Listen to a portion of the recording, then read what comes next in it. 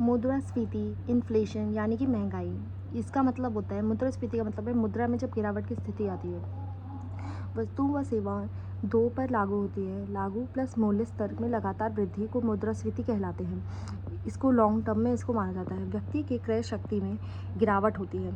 मुद्रास्फीति अभी दाम डिवाइडेड बाय जो पहले के नाम होते हैं उसको मल्टीप्लाई कर देते हैं 100 से, और इसमें मुद्रास्फीति में जो फर्स्ट वाली लाइन होती है अभी के दाम माइनस करते हैं पहले के दाम और फिर इसको डिवाइड करते हैं। एग्जाम्पल, भारत में बाज़ार में जो चीज़ कमान मुद्रा यानी कि चॉकलेट, अगर हमने दो चीज़ में लिया है कि अगर बाज़ार में दो चीज़ें हैं, मुद्रा भी है और चॉकलेट भी है, जो अधिक होगी उसकी कीमत कम हो जाएगी। यानी कि अगर बाज़ार में मुद्रा बहुत ज़्यादा हो जाएगी तो मुद्रा की कीमत बहुत ज़्यादा कम हो जाएगी, और चॉकलेट बहुत कम हो जाएगी तो इसका मतलब चॉकलेट की कीमत बढ़ जाएगी। एग्जाम्पल, जैसे कि एक चॉकलेट है वो 100 रुपये की है, वहीं एक मुद्रा है वो भी 100 रुपये की है। तो मुद्रा चॉकलेट 100 रुपये की है और मुद्रा 100 रुपये की है, तो हमने 100 रुपये में एक चॉकलेट को ख़रीद लिया। मुद्रा बहुत सारी चॉकलेट, अगर हमने मुद्रा में बहुत सारी चॉकलेट खरीद ली तो किसकी कीमत बढ़ गई, यानी कि बाज़ार में अत्यधिक पैसा आया तो मुद्रा की कीमत अपने आप कम हो जाती है। यानी कि पहले हमें 100 रुपये में एक चॉकलेट मिलती थी और अब हमें 100 रुपये में आधी चॉकलेट मिल रही है। इसका मतलब अगर हम 200 रुपये पे अब हमें एक चॉकलेट मिलेगी। इसी को मुद्रास्फीति बोलते हैं। मुद्रास्फीति वस्तु व मुद्रा की सप्लाई का असंतुलन व मुद्रा का बढ़ जाना बाज़ार में, इसी को मुद्रास्फीति कहलाती है। मुद्रास्फीति किन किन कारणों से होती है? मुद्रा की आपूर्ति से। जब मुद्रा की आपूर्ति बहुत ज़्यादा बढ़ जाती है, जब पूरे बाज़ार में बहुत ज़्यादा मुद्रा की सप्लाई बढ़ जाए तो मुद्रास्फीति बढ़ती है। प्रायोजन आय का बढ़ना, यानी कि इनकम बढ़ती है तो टैक्स कम हो जाए, इसको प्रायोज्य आय अगर बढ़ती है तो यानी कि इनकम बढ़ी तो यह टैक्स कम हो जाते हैं। सरकार कभी सस्ती मुद्रास्फीति लाती है तो ब्याज दर कम करती है ताकि लोग लोन ले सकें।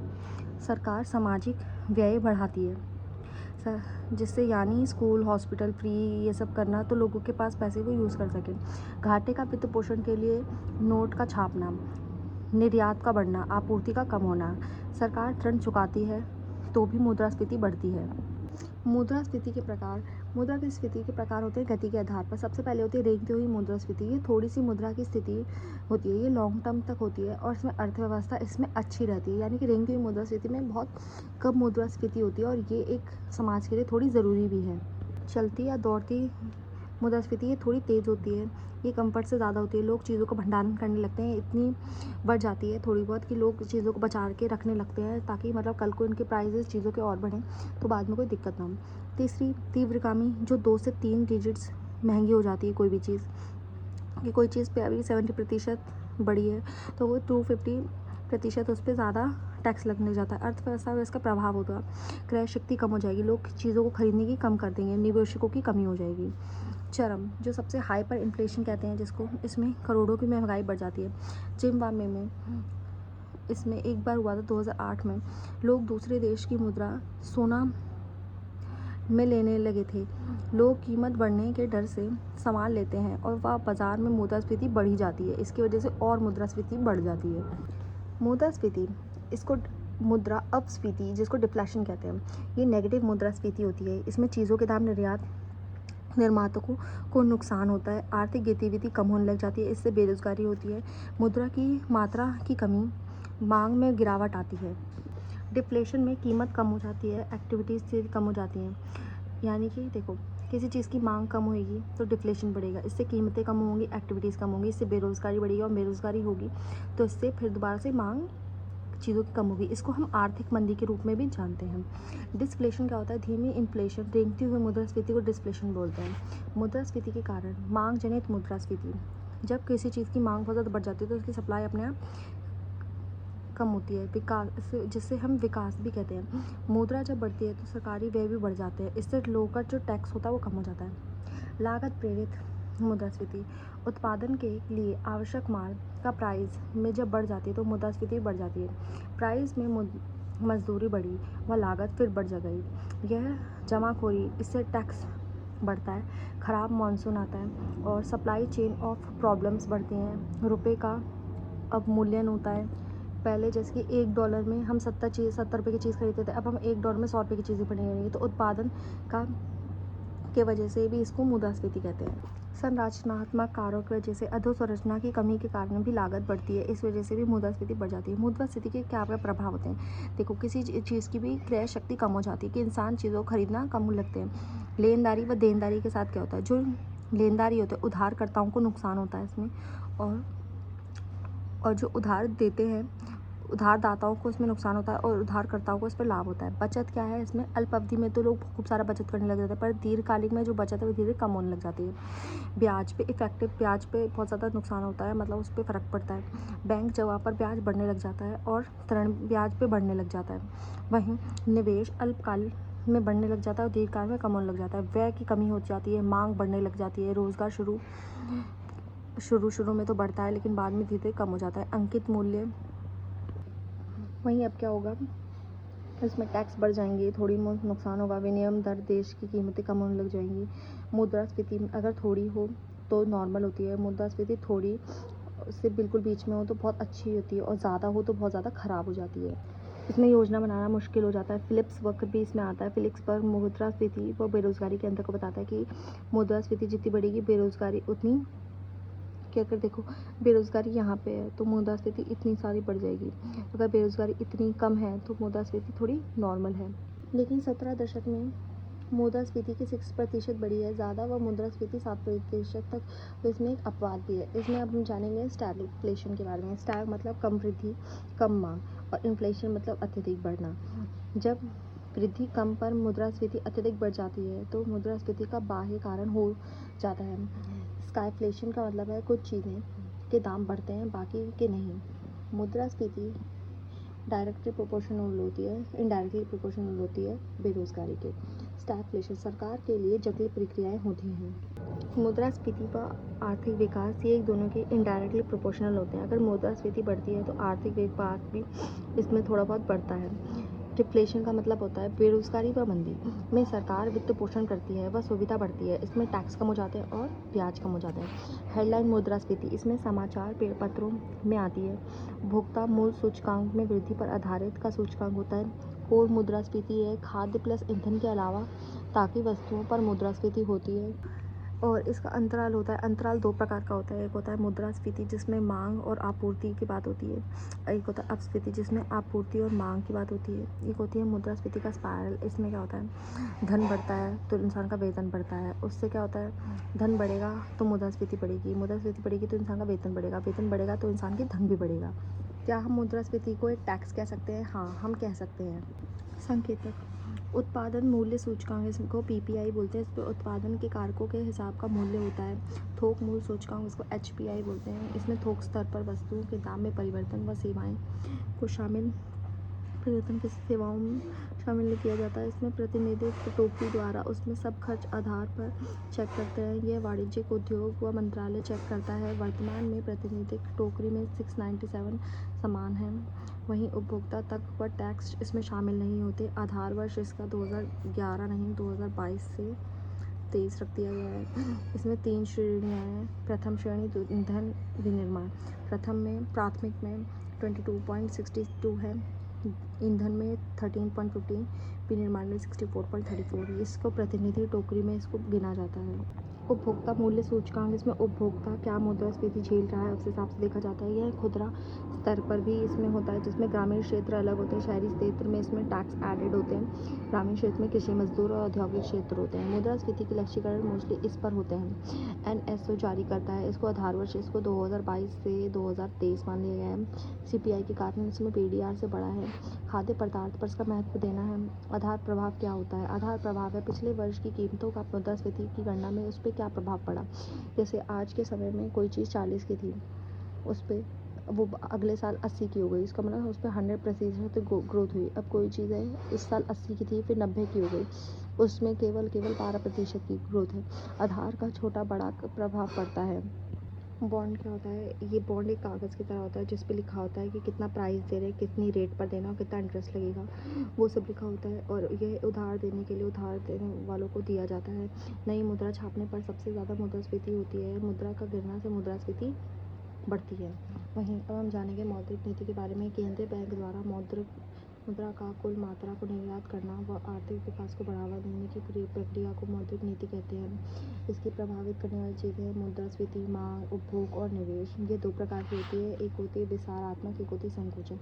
विस्तारात्मक में मुद्रा की मात्रा को बढ़ाते हैं, इसमें CRR को कम किया जाता है। मुद्रा आर्थिक मंदी में मांग के लिए धन को बढ़ाते हैं, व मांग को बढ़ाते हैं, व ब्याज दर को कम करते हैं। और दूसरी होती है संकुचन की, इसमें मुद्रा की मात्रा को कम किया जाता है, मुद्रास्फीति में धन को भी कम किया जाता है।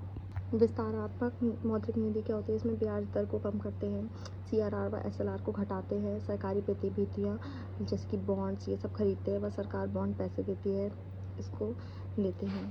व सरकारी प्रतिभूतियाँ जैसे प्रोडक्ट हो गया, कैश देते हैं, बैंक प्रतिभूतियाँ खरीद के मार्केट में पैसा डालते हैं। संकोचनकारी मुद्रास्फीति में क्या होती है कि जो कैश है वो सारा RBI उठा लेता है और सिक्योरिटीज़ बैंक को दे देता है, इससे तरलता को कम किया जाता है। मुद्रा आपूर्ति की घटना होती है, सरकार प्रतिभूतियाँ बेचती है, वह बदले में मार्केट में मुद्रा लाती है। CRR और SLR को बढ़ाते हैं, ब्याज को बढ़ाते हैं, यूज्ड इन मुद्रास्फीति। मौद्रिक नीति का लक्ष्य होता है मुद्रास्फीति नियंत्रण करना, आर्थिक विकास बढ़े, मुद्रास्फीति व आर्थिक विकास का संतुलन को बनाए रखा, बेरोजगारी को कम करना, विनियमन दर व नियंत्रण स्थिरता को बनाए रखना। भारत में मौद्रिक नीति का इतिहास कैसा है? 1960 तक पंचवर्षीय योजना बनाई जाती थी। 1970 से 80 में विकासात्मक आवश्यकता के अनुसार किया जाने लगा। 1981 में सुखमय चक्रवर्ती की मौद्रिक लक्ष्यीकरण की नीति बनाई गई। 1990 में अर्थव्यवस्था का वैश्वीकरण हुआ और वही फैक्टर्स आते हैं। 2014 में उर्जित पटेल समिति बनाई गई, जिसने लचीला लक्ष्यीकरण बताया कि जो मुद्रास्फीति है वो 4% हो और 2% से कम और 6% से इन दोनों के बीच में होनी चाहिए। 2016 में RBI एक्ट में संशोधन किया गया व बताया गया कि 2% से ज़्यादा या उससे कम होनी चाहिए, यही लक्ष्य रखा गया। 2021 से 26 तक बोला गया कि मुद्रास्फीति 4% से हो और मतलब 4% से ज़्यादा नहीं होनी चाहिए, और दूसरी चीज़ 2% के आजू बाजू रहनी चाहिए, या तो 2% से कम हो या 2% से ज़्यादा हो। मौद्रिक नीति समिति में MPC में इसमें 6 सदस्य होते हैं। इसमें 3 सदस्य RBI के और 3 सदस्य सरकार के होते हैं। 3 सदस्य RBI के, ये सरकार सचेत कमेटी, RBI गवर्नर व इसमें अर्थशास्त्री को यूज़ किया जाता है। बाकी इसमें governors, deputy governors, board of नामित को दिया जाता है। कार्यकाल इनका 4 साल व ये दोबारा पुनः इनको जॉब नहीं दे सकते। साल में 4 बैठक बहुत ज़्यादा इंपॉर्टेंट होती है। RBI गवर्नर के पास निर्णायक वोट होता है, यह हर 6 महीने में अर्थव्यवस्था की दिशा की रिपोर्ट जारी करते हैं। RBI लगातार 2% से 6% तक मुद्रास्फीति को देखने का काम करता है। वह 9 महीने तक इसको मापती है, वह सरकार को लिखित में दिया जाता है। मौद्रिक नीति के समाधान के हैं मात्रात्मक साधन। RBI बाजार में मुद्रा की मात्रा को नियंत्रित करता है। वैधानिक आरक्षित अनुपात, इसमें RBI या उसकी चीज़ें यूज़ की जाती है। अब हम जानेंगे CRR के बारे में। CRR जो आरक्षित अनुसार होते हैं। CRR कैश रिजर्व रेशियो होता है, जिसको नगद आरक्षित अनुपात कहते हैं। भारत के पास इसका कुल जमा का निश्चित % होना चाहिए। RBI के पास नगद रखना होता है, इसको CRR कहते हैं। RBI कोई इंटरेस्ट इस पर नहीं देता, वह RBI खुद बताता है कि जितना होना चाहिए। CRR का लक्ष्य बाजार में पैसे कम करना है। SLR का क्या काम होता है? SLR सरकारी प्रतिभूतियों की नकदी या उनका सोना का कुछ जमा का एक निश्चित प्रतिशत बैंक को अपने पास रखना होता है। बैंक यह लोन में नहीं दे सकता। बैंक पर SLR का थोड़ा कम होना चाहिए। CRR और SLR को बढ़ाने से नकदी की मात्रा कम होती है। बाजार में जब पैसा बैंक में हो, वो पैसा मार्केट में आ जाता है। CRR SLR अगर बढ़ते हैं तो मुद्रास्फीति कम होती है और मुद्रा की मात्रा भी कम होती है। चल नीति समायोजन सुविधा में लिक्विडिटी एडजस्ट फैसिलिटी का यूज़ किया जाता है। केवल एक रात के लिए पूंजी का समायोजन होता है, लेकिन दैनिक तरलता प्रबंधन का उपाय भी होता है। शॉर्ट टर्म रूल्स ये है, यह नरसिम्हन समिति 2 के लिए शुरू किया गया। इसमें 2011 में इसकी स्टार्टिंग हुई। इसके 2 उपकरण हैं, रेपो रेट और रिवर्स रेट। रेपो रेट में क्या होता है, RBI से बैंकों को पैसा देती है, उसकी ब्याज दर रेपो रेट को कहते हैं। रेपो रेट इसलिए अल्प अवधि के लिए होता है। RBI बैंक को पैसा देती है। रेपो रेट कम करने पर कम ब्याज देना पड़ता है, और रेपो रेट ज़्यादा होता है तो ज़्यादा ब्याज देना पड़ता है। रिजर्व रेपो रेट का होता है कि बैंक पैसा देती है RBI को, इसमें अतिरिक्त पैसा देती है, बैंकों को RBI ब्याज देता है, और इसको रिवर्स रेपो रेट कहा जाता है। RBI पैसा देता है, बैंक उसके बदले में सिक्योरिटीज़ देते हैं। रिवर्स रेपो बहुत ज़्यादा हो जाए तो RBI अत्यधिक बैंक को इंटरेस्ट देगा।